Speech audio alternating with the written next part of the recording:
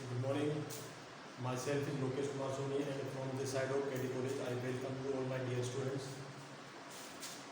This is your part first class. Subject is English literature and today I will teach you play As You Like It by William Shakespeare. As we have earlier discussed it first part and today we will discuss its second part in video.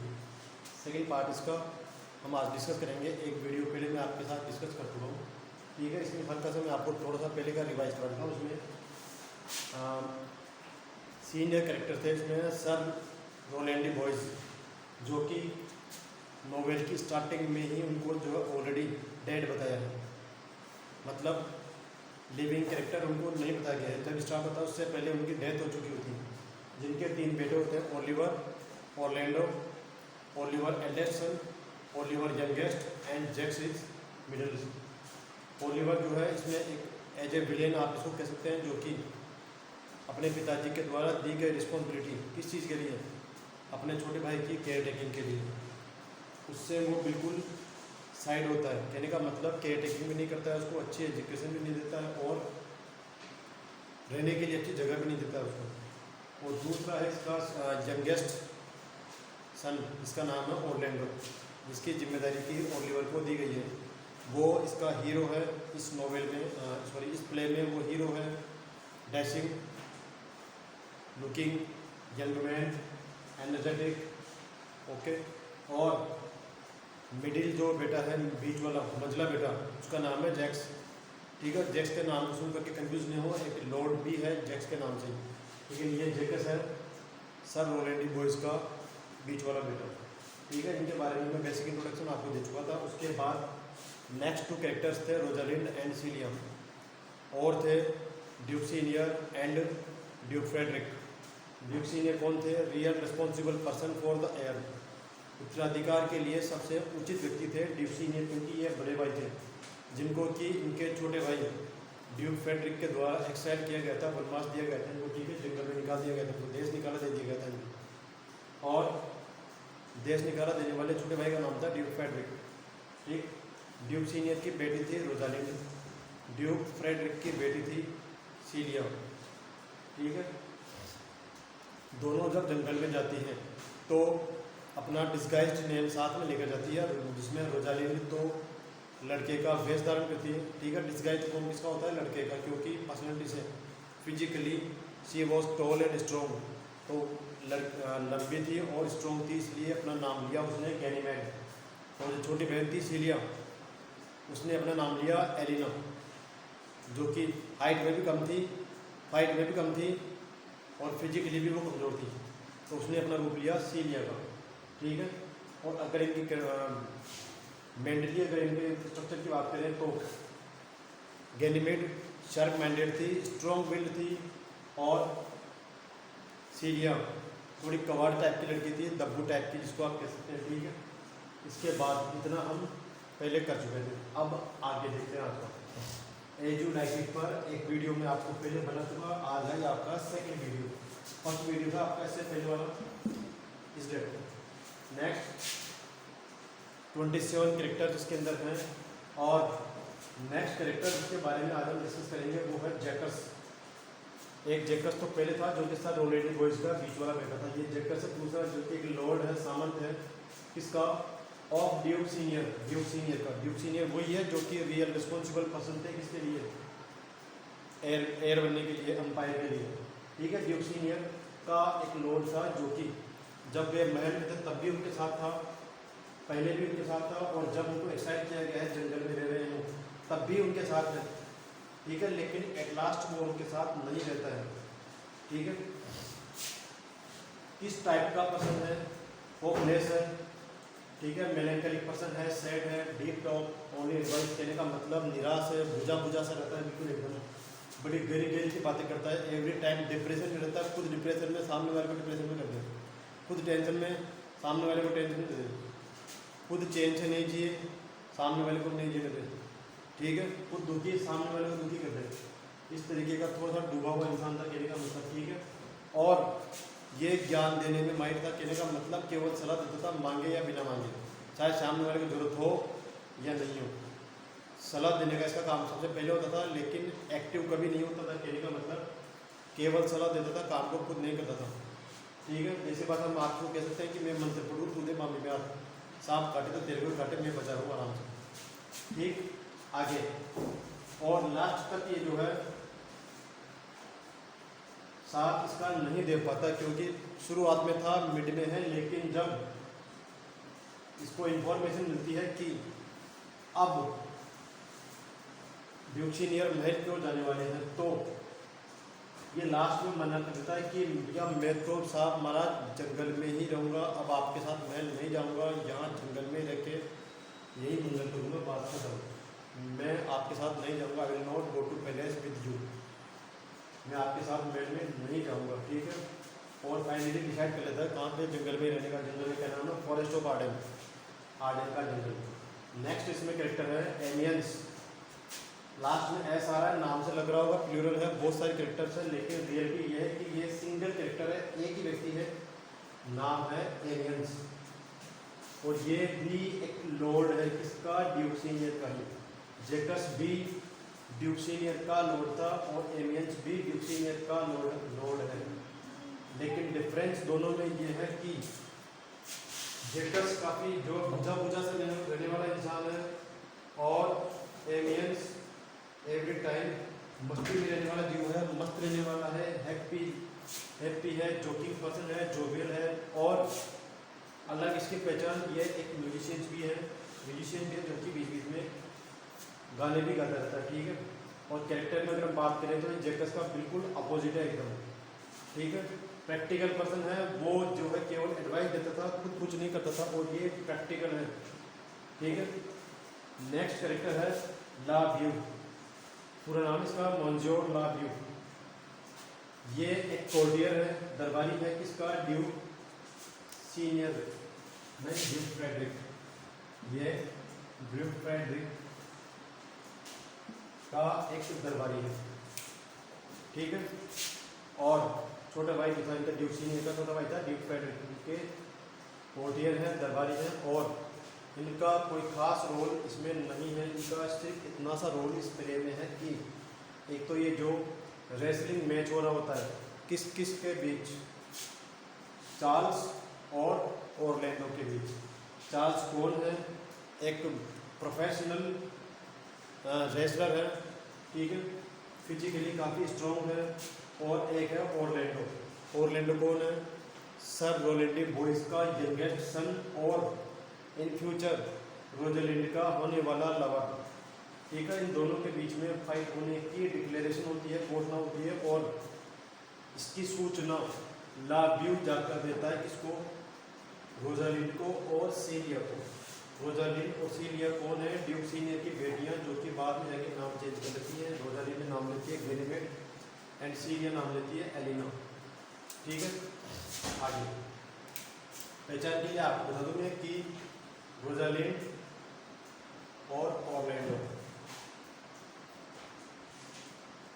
बहुत सारे love couples इसके अंदर इस play में है, तो उनका confusion आपको होगा, इसके लिए भी आपको कुछ ट्रिक्स आपको उसमें बता दी जाएगी। जैसे रोजालिंड का तो है ओलिवर, ऑरलैंडो। अब रोजालिंड का शुरुआत के दो अक्षर, तो R O, Rosalind Orlando. Orlando में कोई बात है, ओ ऑरलैंडो, आर को रोजालिंड। आ जाओ आप सीलिया पे, सीलिया का है ओलिवर, ओलिवर में भी एल आई और सीलिया में भी एल आई। ये केवल ट्रिक है आपको ताकि कंफ्यूजन नहीं हो। ठीक है, तो ये ओलिवर का छोटा भाई ऑरलैंडो जो कि फाइट कर रहा होता है चार्ल्स के साथ, जिसकी फाइट होनी है, की सूचना जाकर देता है रोजालिंड को और सीलिया को कि आज चार्ल्स और ऑरलैंडो के बीच फाइट होने वाली है। ठीक है,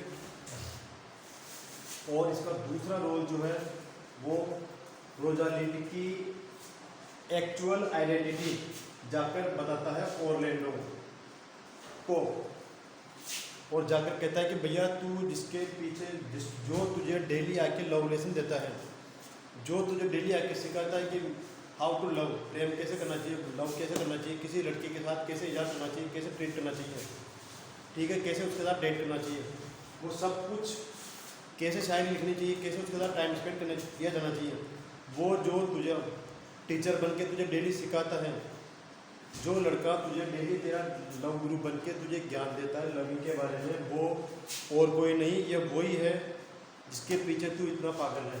जिस लड़की का नाम है गैनीमेड, वो ये गैनीमेड ही है, ये गैनीमेड ही है जो कि लड़का बने हुए फिर रहा है। एक्चुअल में ये है कौन? रोजालिंड, ठीक है, जिससे कि तेरा लव अफेयर है, जिसके लिए तू 24 घंटे पागल रहने वाला है। ओके,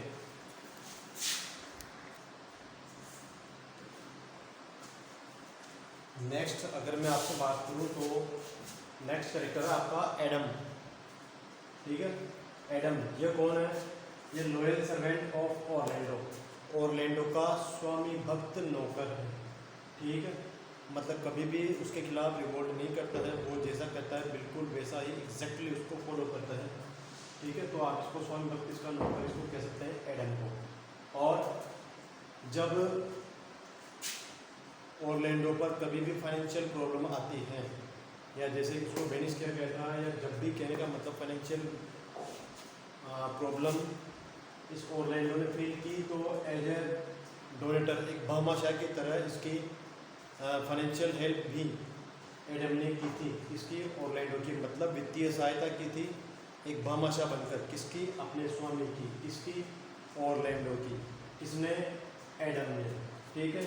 और अभी ये लॉयल सर्वेंट है ऑरलैंडो का। ऑरलैंडो का लॉयल सर्वेंट होने से पहले ये किसका लॉयल सर्वेंट हुआ करता था? इन ऑरलैंडो के ही पिताजी का, ऑरलैंडो के ही फादर का वो जो है लॉयल सर्वेंट हुआ करता था। फादर का नाम है सर रोलैंडी बॉयज, जैसा कि मैं आपको पहले बता चुका इस बारे में, ठीक है। और इस एडम नाम के इस कैरेक्टर के लिए ऐसा कहा जाता है कि जब इस प्ले को स्टेज पर इनेक्ट किया गया था, ठीक है, तब शेक्सपियर खुद ने इस कैरेक्टर का रोल प्ले किया था। किसने? इस प्ले के जो डायरेक्टर हैं, ठीक है, जो सीईओ है या जो इसके मालिक है, ओनर है, खुद विलियम शेक्सपियर, उन्होंने इस कैरेक्टर का रोल प्ले किया था। ऐसा कहा जाता है जब इस प्ले को स्टेज पर इनेक्ट किया गया था स्टार्टिंग में, ठीक है। और ये ऑरलैंडो के साथ रहते कहाँ हैं? वही फॉरेस्ट ऑफ आर्डेन में, ठीक है, फॉरेस्ट ऑफ आर्डेन में उनके साथ ही रहते हैं। और नेक्स्ट आपके कैरेक्टर्स हैं, एक विलियम है, एक ऑड्री है और एक टचस्टोन है, ठीक है। इनमें आप ये देखिए कि कौन मेल है कौन फीमेल है, पता ही नहीं चलेगा आपके पास। ये तो है बॉय, ये है लड़की है, और ये लड़का है, ठीक है। और यह इसको भी आप लीजिए बॉय,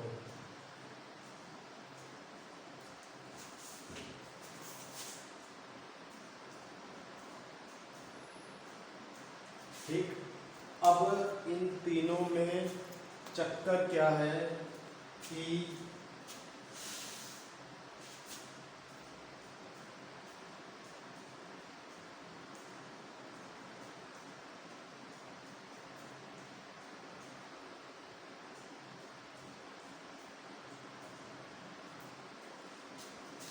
इन तीनों का चक्कर ये है कि यहाँ पर लव ट्रायंगल बना हुआ है, ठीक है। एक अनार दो बीमार, एक अनार दो बीमार, एक विलियम और एक टचस्टोन, ये दोनों मिलके इसके पीछे पड़े हुए हैं। ये तो बोले ये मेरी है, ये बोले ये मेरी है, लेकिन ऑड्री किसकी बोले कि मैं किसकी हूँ, या तू बता तू किसकी है, ठीक है।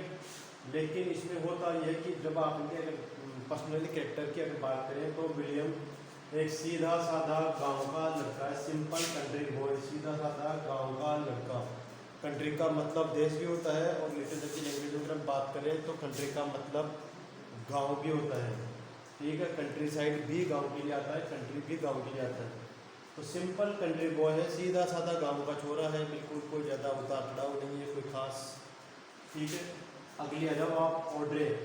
ऑड्रे जो है एक सुंदर लड़की है, वो तो होनी है, फिर तभी तो जो है दो को पागल कर गया इसने खेलने, ठीक है। एक सुंदर लड़की है जिसकी वजह से दो लड़कियां पागल हैं, एक विलियम और एक टचस्टोन, ठीक है। लेकिन ये पोइटिक नहीं है बाय नेचर और क्लेवर भी नहीं है। कहने का मतलब सीधी सादी है, सुंदरता दी है भगवान ने, लेकिन चतुरता बहुत ज़्यादा नहीं दी है। ठीक है, इसीलिए ये जो है टचस्टोन के चक्कर में आ भी जाती है। टचस्टोन कौन है? ये एक क्लोन है। ठीक है, विदुषों का आप इसको कह सकते हैं बाय नेचर ये क्लेवर है, विटी है, मतलब चतुर है, बुद्धिमान है तो लड़का बहुत ही शार्प माइंडेड है। और फूल है, फूल वही क्लोन विदूषक। ठीक है, और आप इसको बाउडी भी कह सकते हैं। बाउडी का मतलब इस टाइप का एक लड़का जो कि जोकर होता है। और जोक्स इसके किस प्रकार के होते हैं आप कह सकते हैं कि एक तरीके पोर्न टाइप के इसके जोक्स होते हैं। असली जोक ये सुनाता है, असली जोक सुनाता है किसको है? मोस्टली ऑड्री को। और इनसे ही इस प्रकार के जोक्स से ही ये ऑड्री का दिल जीत लेता है। वैसे भी कई बार इसको पोएम सुनाता है, शायरी सुनाता है, कई जोक सुनाता है। कुल मिला के ये इसको अट्रैक्ट कर लेता है। ये शार्प माइंडेड है, ये सिंपल माइंडेड है। ठीक है, और ये टचस्टोन ऑड्री को जीत लेता है। और ये विलियम इस टचस्टोन से compete नहीं कर पाता है, कंपटीशन नहीं कर पाता है। कुल मिला के इसकी टक्कर में ये हल्का पड़ जाता है और ये इसको लेकर भाग जाता है, ये इसको ले लेता है। ठीक है, और कुल मिला के ये हाथ मलता हुआ रहता है और ये हाथ पकड़ के ले जाता है इसको, ऑड्री को। कौन? टचस्टोन। ठीक है, और अब आगे हम बात करें तो नेक्स्ट कैरेक्टर है आपका डेनिस। डेनिस कौन है? ये ओलिवर का सर्वेंट है। ओलिवर कौन? सर रोलैंडी बॉयज का एल्डेस्ट सन और ऑरलैंडो का एल्डर ब्रदर। ये हीरो है, ये विलेन है। इस विलेन का सर्वेंट है, नाम क्या है? Dennis, Dennis.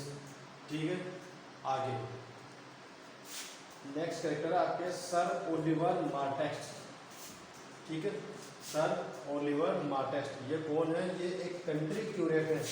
कंट्री क्यूरेट मतलब उपपादरी आप इसको कह सकते हैं, चर्च में बैठने वाला। जैसे गांव का छोटा मोटा पुजारी होता है, वैसे ही छोटे मोटे चर्च का ये कोई छोटा मोटा पादरी था, जिसको आप उपपादरी आप कह सकते हैं, जिसे इंग्लिश में कहते हैं कंट्री क्यूरेट।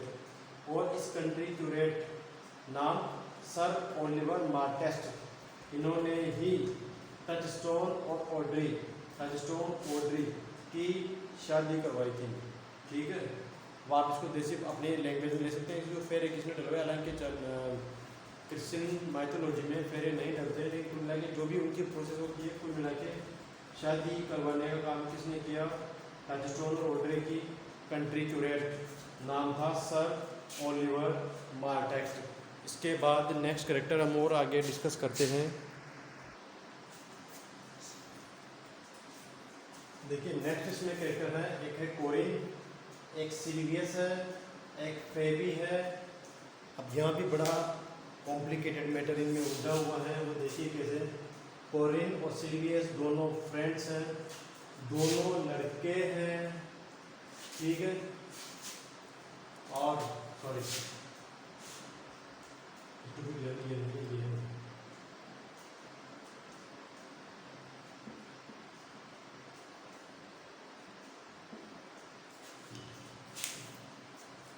कोरिन और सिल्वियस दोनों फ्रेंड्स हैं, दोनों लड़के हैं। ठीक है, और कोरिन, सिल्वियस और फेबी तीनों में कॉमन तो क्या है कि तीनों ये शेफर्ड्स हैं, तीनों गडरिए हैं। ठीक है, गाय भैंस चराने वाले हैं, भेड़ चराने वाले हैं।